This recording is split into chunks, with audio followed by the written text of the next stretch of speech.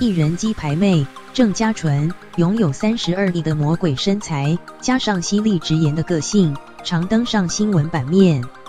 之前便有网友表示握有她的亲密影片，当时特地换上跟影片中女生同款衣服做比对，没想到又被网友们拿去做文章，让她忍不住破口大骂：智障和无耻都没有极限。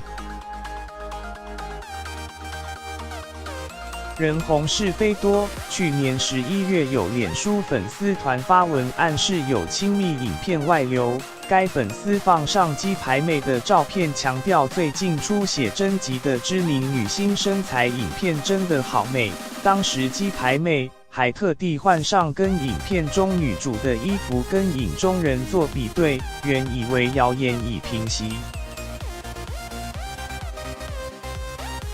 没想到近期又有网友刻意将鸡排妹的照片与影片中的女子摆一起，写下郑 X 纯，我相信大家都眼熟她是谁了吧？有了名气，竟然为了几十万的通告费，跟男生搞到床上做一些夸张的事，照片也都很清楚了，应该都看得懂。事后遭恶男外流公开流出。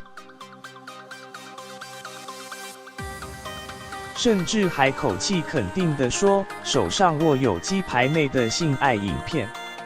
再度造谣，让鸡排妹暴怒发文2次澄清右边照片当初是来邓清左边，没想到智障和无耻都没有极限，不少粉丝也替他抱不平，纷纷叫他赶快对发文者提告。